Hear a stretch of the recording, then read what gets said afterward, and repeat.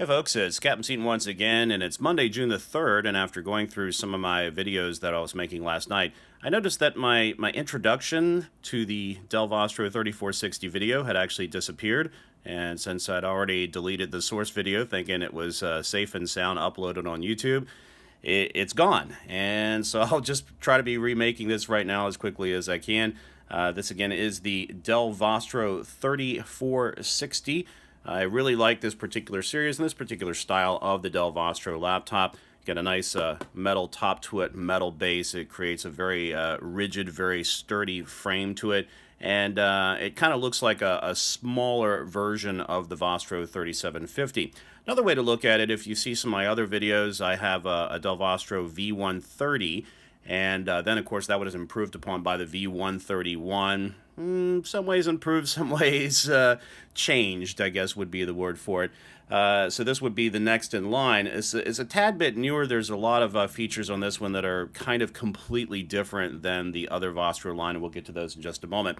So this is one of two Vostro 3460s that I have, and I'll explain the reason why. When this one came in, I bought this one on eBay knowing that the seller did actually disclose that it had a cracked screen, and I go, okay, yeah, cracked screen, that's pretty good. So it came, and of course the screen is cracked. A little caveat about this model: this is one of the easiest screen swaps that I've ever done. 4 screws, 1, 2, 3, 4. You got 4 screws. I guess that's a 40 pin there on the back. So you got the 4 screws and the ribbon cable, and that's it. And then you put the new one in because it actually screws into the screw pods that are in the metal. It's very, very quick and very easy. All you need is your little spudger stick, and of course my spudger stick, I've ordered a couple of new ones from Amazon. It's looking a little spudgeless nowadays, so I definitely need a new one of those. So I had to use the spudger in combination with whatever the heck that thing is called over there. So just pop the bezel off real quick, 4 screws, took the old one out.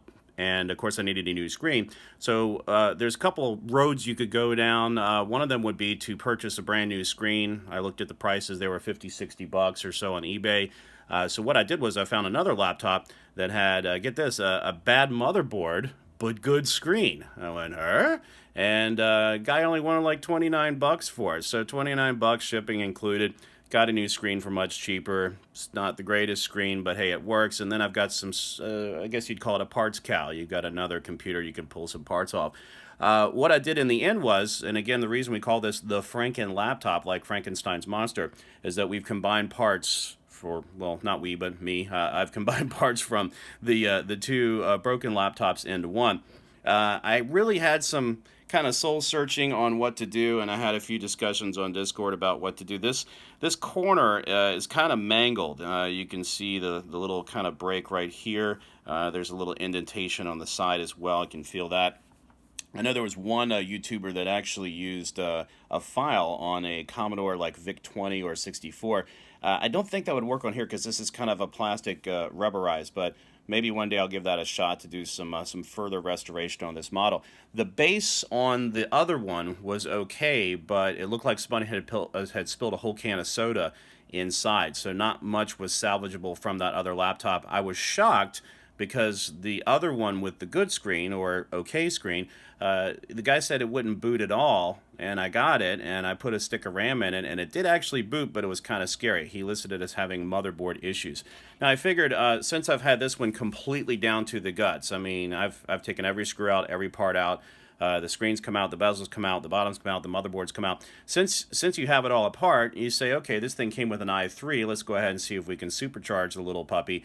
And I borrowed the i5, the 3210 that I had from a Lenovo laptop that I don't have a case for anymore, and plop that in there, and of course it seated up very nicely. Now that is the reason why there's this stack of thermal grease syringes on my desk, and yeah, it's because I have this habit when I would actually apply the thermal grease, I would pull the plunger back to actually kind of suck the little string of thermal grease back inside. So all these had their plungers pulled back, and I thought I had thermal grease, and I put it down, and man, I'm there with toothpicks and Q-tips and whatnot, trying to get what little was left inside of these. So the reason these are on my desk is to remind me, hey, you need to watch thermal grease prices. It's kind of like a commodities market. At some point, they were like 20 bucks a tube.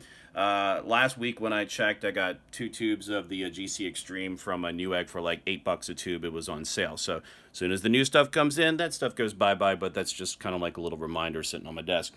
So let's open this up and show you some of the kind of sames and differences, if you will. Nice bezel on this. There's the new screen installed. One major difference on this line of laptops, instead of having the Dell logo here, it actually has the Vostro logo in its place. And it almost suggests that at one point Dell was thinking about rolling the Vostro line off into its own, very much like Lenovo played around with the ThinkPads for a while. They were just listed as ThinkPads. They still had the IBM logo, even though they were made by Lenovo. And then they made the decision to just, keep the Lenovo logo. So when you boot it, it says Dell. When you get the drivers, it says Dell. But again, on the computer itself, Vostro. Which is kind of a cool thing. I think only 2 of the computers, the 3460 and then the 3560, actually had this particular trait. Everything else looks like a standard Vostro. Power button up there, nice and shiny. The 3 buttons over there, which are going to do the light show when you start it up. Standard Vostro keyboard. This one looks a little darker, not as gray as the one on the 3750, but the standard kind of chrome bezel around the keyboard itself. The trackpad is where another big change actually comes. They didn't put the chrome bezel around the trackpad as they do on the other Vostros, which I kind of liked. When you're sliding your finger across, it's like, okay, there's the end. Instead of your finger keep going, you almost have like a curve. It stops your car. The buttons here, very nice. The thing I certainly do not like about the construction of this is this rubberized material that Dell seems to keep trying out. We'll try it on this one. Okay, we'll take it away. Okay, we'll put it back. Like on the Inspiron 1525 over there, the rubber over time will eventually degrade, and then this will become sticky. Which is great for business because people keep buying your laptops, but not for longevity. I mean, it would be nice if they could come up with a better material. It's great for your hands because your hands don't slide and it feels kind of nice and soft. However, over time, this will become sticky and it's very hard to clean. A simple fingernail scratch across that is going to show up quite a bit as well. You can even see where the original Intel Core i3 sticker was. I removed that because I put an i5 in it. And when I did, you can kind of see the original color of what that was supposed to look like. I would think the sun would bleach this. I don't know how it would actually get dark over time, except, a lot of hands rubbing on it or whatnot. There's your validity fingerprint sensor right there. We'll go ahead and do a quick little boot. I think the battery's good on this one too as well. There's the light there. Here's your light show. 1, 2, 3, 3, 2, 1. All 3 light up. Good to go.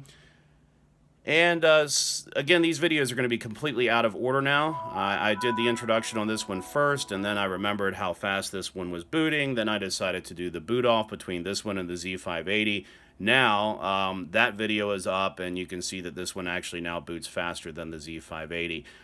If you notice when I was booting it, this screen again is not perfect, and maybe in the future I'll try some interesting techniques. I've seen some people do the toothpaste on the screen and then polish it. Maybe I could use some Meguiar's Gold Class, I don't know, but it does have some interesting marks in the screen which are barely noticeable when the screen's actually on. Well, let's do the properties here, just see what we're running here. So running 8 gigs of RAM in this particular machine, scoring very nicely on the Windows Experience Index. Of course, it's like the Pirate Code in Pirates of the Caribbean. It's more of a guideline than an actual rule, but I do like to go by this. If I see a machine that has a 1.0, I know it's going to be blah. But if I like to see in the 6s, 6 is kind of like the threshold of usable computers in 2019. 6 is kind of the low end, if you will. And obviously with Windows 7 now being an almost antique system, obviously you want to see systems 7.8, 7.9. The slow side of this is going to be on the Intel HD 4000 graphics. That's 6.5 for desktop performance and also for 3D business. The processor, the Intel 3210, the i5 is actually scoring very well at 7.1. The RAM's doing really well, 7.5, and the standard solid state drive rating of 7.9 with my favorite OCZ Vertex inside of this. In fact, I looked over at my pile. I've got all these hard drives I'm taking out of these. I seem to be out of Vertexes at the moment, so if you happen to have an OCZ Vertex 4 laying around, just put that bad boy on eBay. I'll be happy to take that off your hands for you. Just do you a little favor there. All right, quick shutdown on this.